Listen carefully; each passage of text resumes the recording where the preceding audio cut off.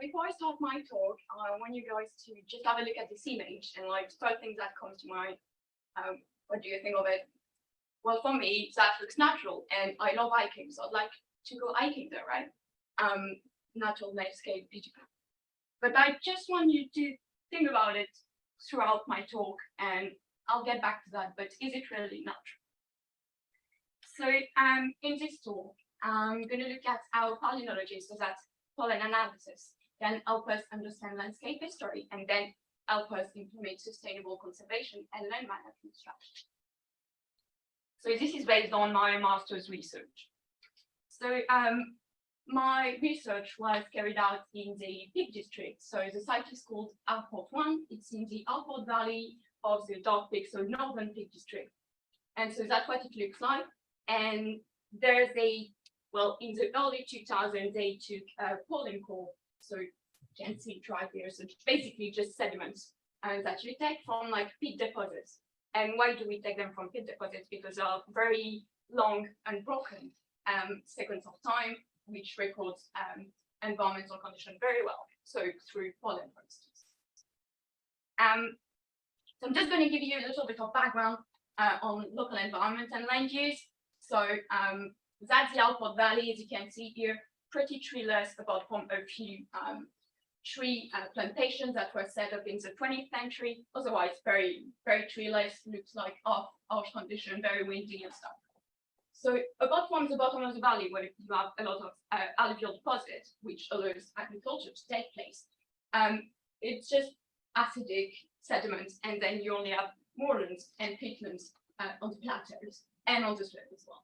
So you get a lot of heather vegetation, and there's also a lot of grazing going on.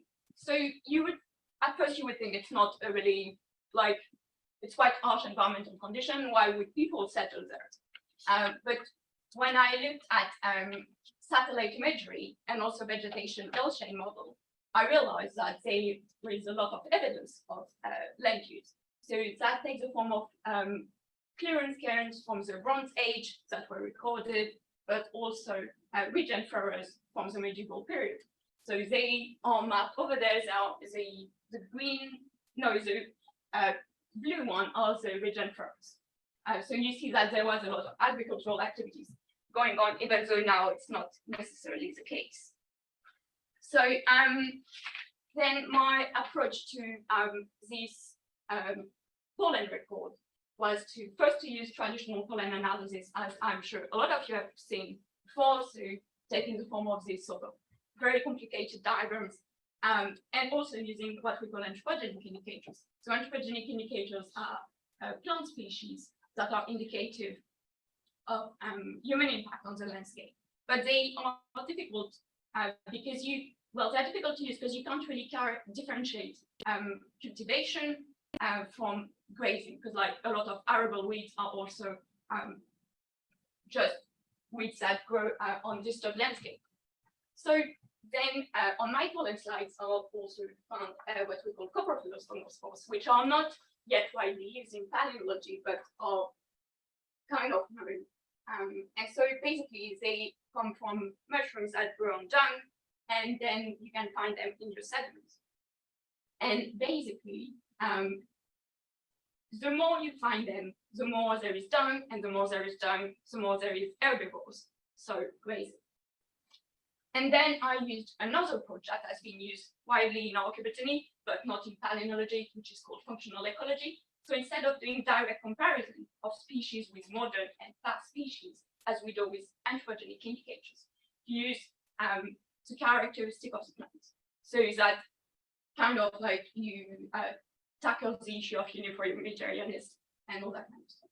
So in my case, that was the idea was basically to use modern data set to see that ungrazed landscapes have taller grasses that won't be eaten by livestock, while grazed landscape, short grasses will do better.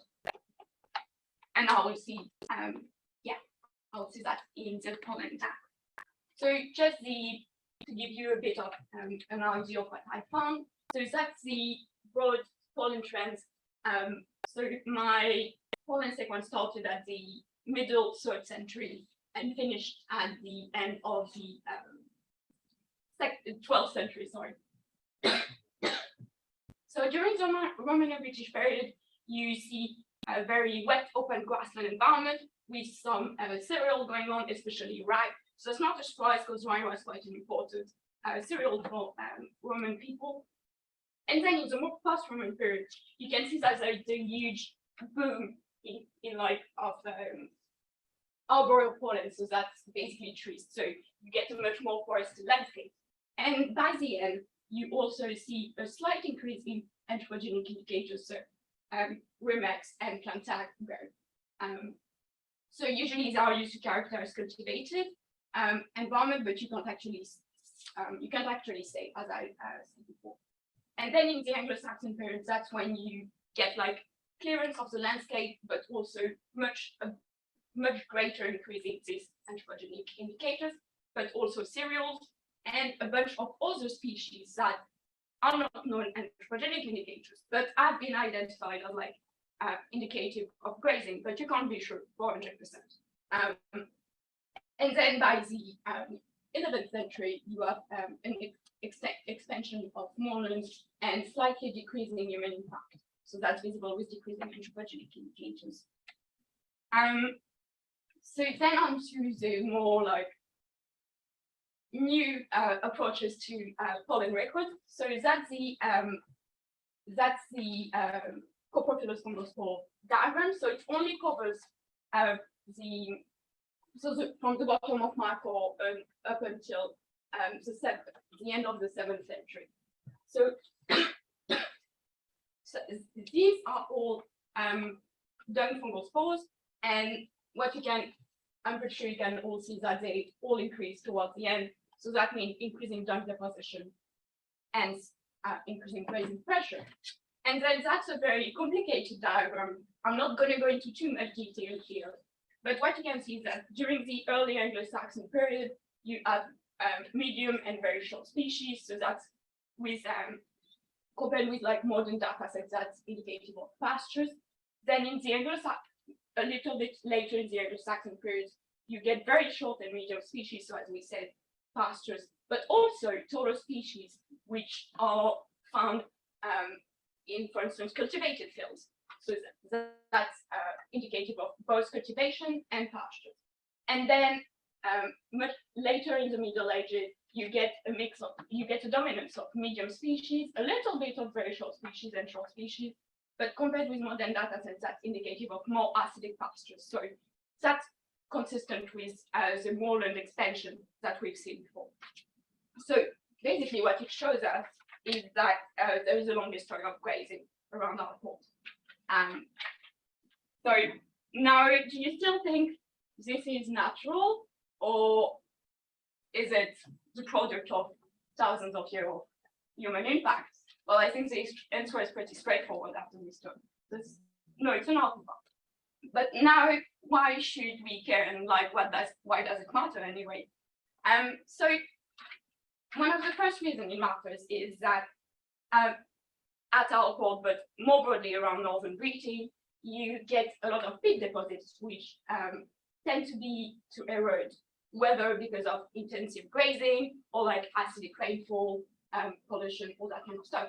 And that's an issue because even though they look like they are very harsh conditions, they house an incredible biodiversity ecosystem. So it's great, basically. I mean, if you take the perspective of like conservation science. But then what's also been trendy this year is that we realized that peat deposits basically have a lot of carbon. And so when they erode, when they decay, they release all this CO2 into the atmosphere. And obviously from climate crisis perspective, that's not good.